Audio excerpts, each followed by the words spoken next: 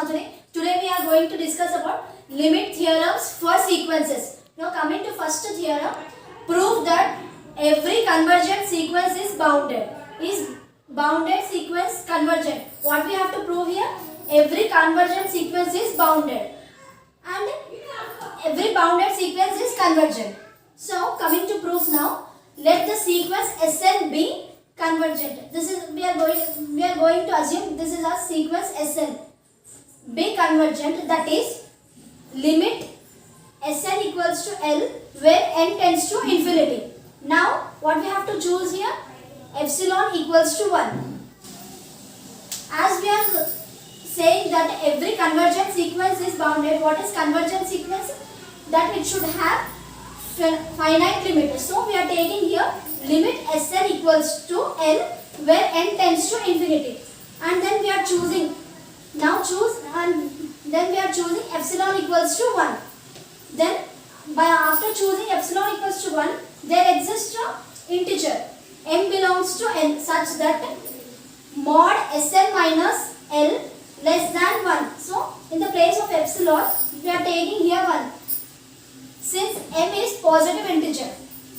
So after removing mod, it lies Sn minus L lies between minus 1 and plus 1. We should add L on both sides. So minus 1 plus L less than Sn minus L plus L less than L plus 1. Here minus L plus L will be cancelled. So that implies minus 1 plus L less than Sn less than L plus 1 for all n greater than or equals to m. This we should consider as equation 1. As we are saying it should be bounded, we have to take, so for bounded sequence we should take two real numbers. There exist two real numbers.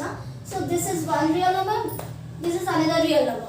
So we are taking here let k equals to minimum of x1, x2, x3 so on up to xm minus 1, L minus 1.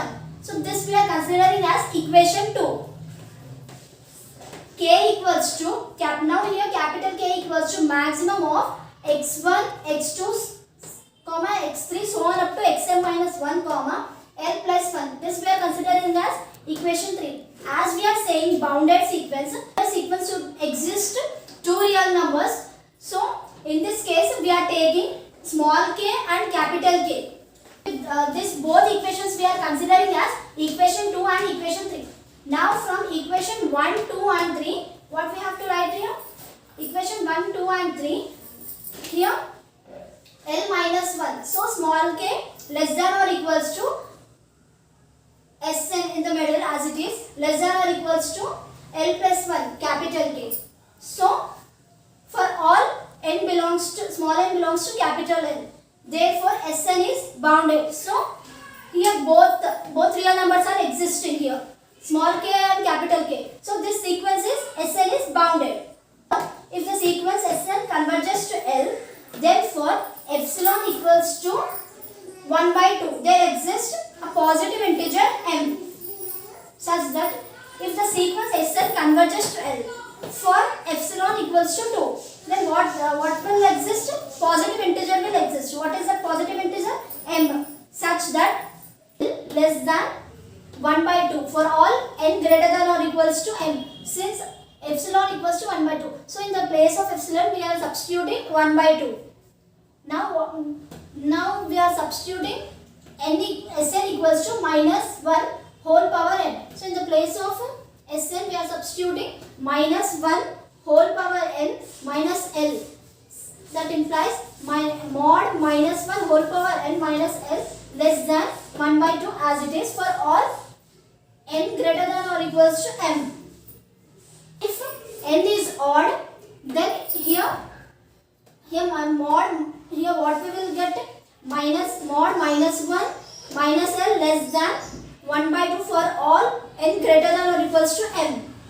That implies here we are taking minus as common. So 1 plus minus into minus plus 1 plus L less than 1 by 2 for all n greater than or equals to m. This we are considering as equation 4. That next, if we are taking n as even, then what we will get? That implies 1 minus mod 1 minus L less than 1 by 2 for all n greater than or equals to m. This we are considering as equation 5. Now we have to add this both equations. Equation 4 and equation 5. What we will get? That implies 2 less than, what is 2 less than 1 by 2 plus 1 by 2. After adding this both, minus L plus L will be cancelled. 1 plus 1, 2 here. Less than 1 by 2 plus equation 4 1 by 2. Then after that adding plus 1 by 2. 2 less than 1 by 2, 1 by 2 cancelled. Then 2 less than 1. So this is not possible. Therefore, sequence Sn equals to sequence minus 1 whole power n is not a convergent sequence. Hence proved that every bounded sequence is not convergent, but every convergent sequence is bounded. Now coming to next theorem, what is the statement given here? Prove that the limit of the sum of two convergent sequences is the sum of their limits. If limit Sn equals to k and limit Tn equals to L, then limit Sn plus Tn equals to k plus L equals to limit Sn plus limit Tn. Now coming to proof, let us assume epsilon greater than equals to 0. So the sequence Sn converges to k. If the sequence Sn converges to k, that is limit Sn equals to k. If the sequence converges to k means limit Sn equals to k. Then there exists a positive integer. Then what happens? There exists a positive integer m1 such that then there exists a positive integer. What is the positive integer? m1 such that mod Sn minus k less than epsilon by 2 for all n greater than or equals to m1.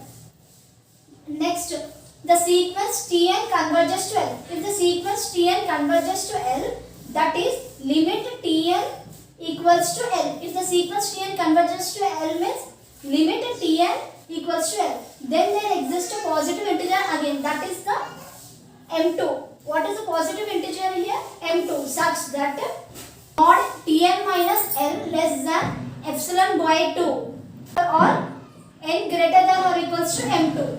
Now let us assume m equals to maximum of m1 comma m2. What we are assuming here? Assuming here maximum of m1 comma m2, that implies mod Sn minus k less than epsilon by 2 and mod Tn minus L less than epsilon by 2 for all n greater than or equals to m.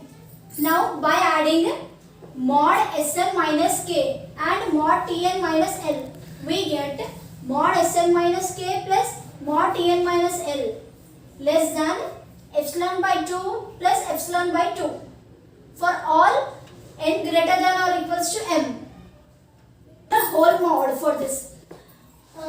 So mod Sn minus k plus Tn minus L less than epsilon by 2 plus epsilon by 2. What we will get here? After substituting epsilon for all n greater than or equals to m. Now we have to add the sequences first. That implies mod Sn plus Tn minus k plus L, minus into minus here plus, less than epsilon as it is for all n greater than or equals to m. So that implies mod Sn plus Tn minus k plus L less than epsilon equals, in the proof we have considered as we have assumed epsilon as 0. So that implies now we have to apply limit to the sum of the sequences. Now remove the mod and we should apply limit to the sum of sequences. So limit of that implies limit of Sn plus Tn equals to k plus L. After taking this minus k plus L, it will become plus k plus L. That implies limit Sn plus Tn. Here k means, as we discussed in the statement, k equals to limit Sn and L equals to limit Tn.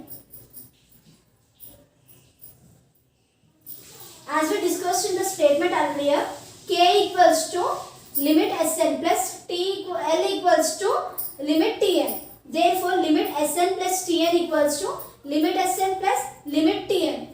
Hence, we proved that limit of sum of two convergent sequences is the sum of their limits.